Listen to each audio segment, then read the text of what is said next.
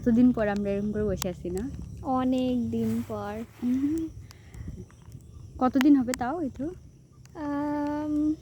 তাও প্রায় 2 বছর তো হবে, তাই না? এর মাঝখানে একদিন দেখা হয়েছিল। হ্যাঁ, তাও? ঐতিহাসিক দেখা। তাও মাত্র কতক্ষণের জন্য?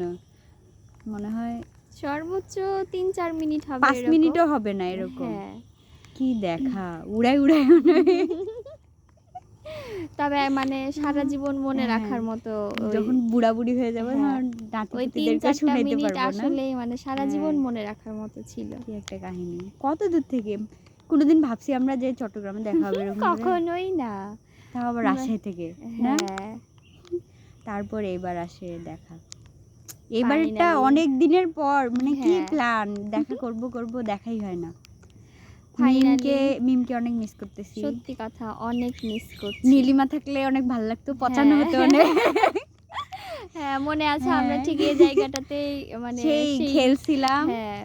অনেক, আর অনেক ভালো লাগতেছিল তখন। তখন তো ফ্লাইওভারটারও সেই কাজ দিনটা চলতেছিল। আসলে মানে সেদিনটা আমার বার্থডের পরের দিন ছিল। হ্যাঁ। পরের সকালবেলা। পরে হ্যাঁ, সকালবেলা। ধুমায়ে সবাই মিলে অনেক এনজয় করেছিলাম। মানে হ্যাঁ। সেটাও তারপর আসলে মনে রাখার মতো। আজকে খেলছিলাম, কি হ্যাঁ, খেলছিলাম হ্যাঁ। একটা জুতা চোর হ্যাঁ। খেলছিলাম তখন আমরা। তো ওইটা খেলছি অনেকক্ষণ ধরে। তারপরে শেষে পুকুরে ধাক্কা মেরে তোকে ফেলানো হয়েছিল। আমাকে পুকুরের মধ্যে ধাক্কা মেরে ফেলে দিয়েছিলি। হ্যাঁ। আমি তো সাঁতার পারি না আল্লাহ, মানে হুট করে কি পরিমাণে যে ভয় পেয়েছিলাম। তবে অনেক মজা তবে একটা লাগছিল। একটা ব্যাপার দেখ, আজকে যেমন বসে থেকে সেই দিনের কথা মনে হ্যাঁ। করছি, আবার আজকের দিনের কথাও হয়তো কোনো এরপরে কোনো একদিন। একদিন দেখা করব। তবে ইনশাআল্লাহ যে যেখানেই থাকি না কেন এভাবেই সময় বের করে হ্যাঁ, তুই আসবি বা আমি সময় বের করলাম, দেখা করব। সেটাই। এভাবেই আসলে বন্ধুত্ব সম্পর্কগুলো টিকে থাক। জন্মের গল্প। কালকে আসছি 6:30টায় একটানা। কতক্ষণ মানে একই জায়গায় বসে। একই জায়গায় বসে জাস্ট হ্যাঁ। আমরা সামনাসামনি বসে থেকে গল্পই করতেছি। হঠাৎ করে 8:30 ফোনটা দেখলাম, দেখি যে 8:30 বাজে। 8:30 মানে কোন বাজে। দিক দিয়ে যে এতগুলা সময় চলে গেল কিছুই টের পাই নাই। আরে গল্পই ভরে হ্যাঁ, গেছে। এত গল্প। তবে আমার মনে হয় মিমেরও অনেক বেশি খারাপ লাগতেছে। মিম আসতে পারলে আরো ভালো লাগতো। হ্যাঁ, তারপর মানে আমরা যারা একসাথে ছিলাম, মানে অনেকদিন পরে দেখা হইলো না, মনে হয় এই হ্যাঁ। একসাথেই আছি এরকম একটা ব্যাপার। আসলে এতদিন হ্যাঁ। পরে যে দেখা হলো কিন্তু মনে হচ্ছে আমি ম্যাচেই থাকি হ্যাঁ, মনে এখনো। হচ্ছে নাথিং চেঞ্জড, মানে হ্যাঁ। কোনো কিচ্ছু চেঞ্জ হয় নাই। যে যেরকম ছিলাম ওরকমই। ঠিক ওরকমই।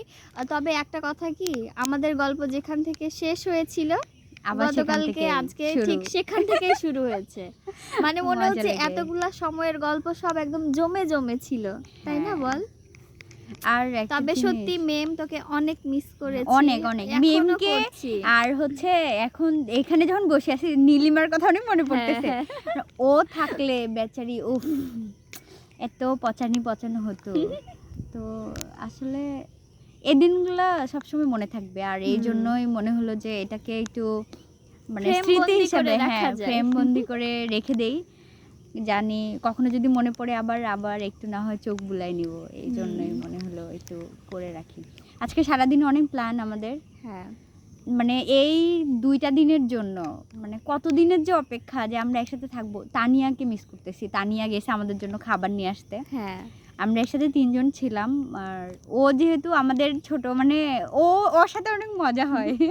হ্যাঁ, ও ওকে আসলে অনেক জ্বালানো হয়।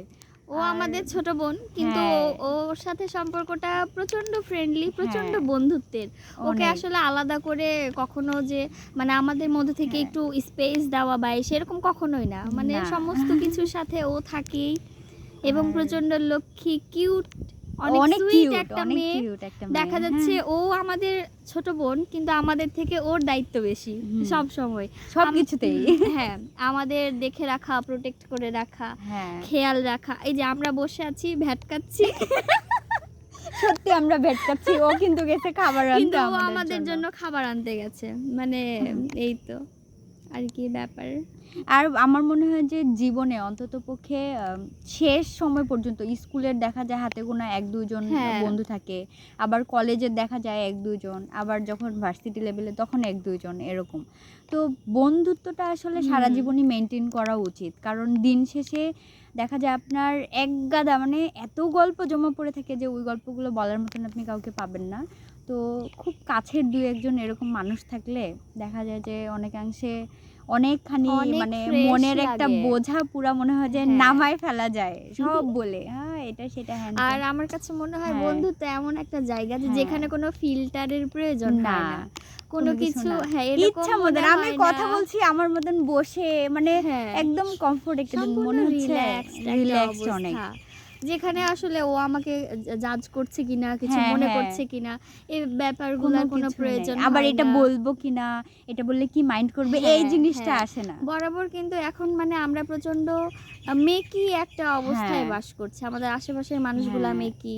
আমাদের মানে সবসময় সবকিছু এডিট করা formalities, লাগে হ্যাঁ, না? মনে হয় মেইনটেইন যে করে চলা লাগে। কিন্তু বন্ধুত্বের বা কাছের মানুষগুলা হ্যাঁ। এজন্যই অনেক স্পেশাল যে যেখানে আসলে কোনো এডিটের দরকার হয় না, না। একদম কোনো ফিল্টারের দরকার হয় একদম না। রো র ন্যাচারালি হ্যাঁ। যে যেরকমটা ঠিক সেরকমই। ইচ্ছা মতন মানে অনেকদিন পরে হয় না এরকম যে একটা মানুষের সাথে দেখা হবে হুম। তখন মানে একদম জমায় আরে সেই একটা আড্ডা মানে হেভি করে বসে আর কি পছন্দের 1-2টা হ্যাঁ। খাবার এই চল এটা খাই এই চল এটা করি চল ঘুরতে যাই মানে ইচ্ছা মতন।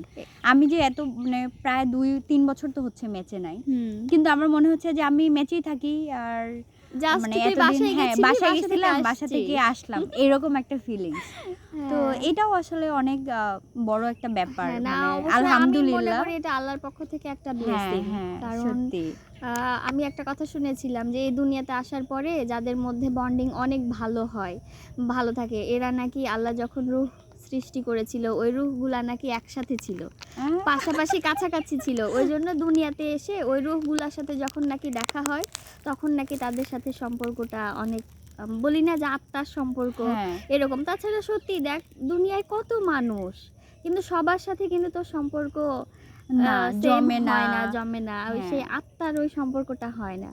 তার মানে অবশ্যই সম্পর্ক এরকম একটা লেভেলে যাওয়া মানে এটা আল্লাহর পক্ষ থেকে একটা ব্লেসিং আমি মনে করি।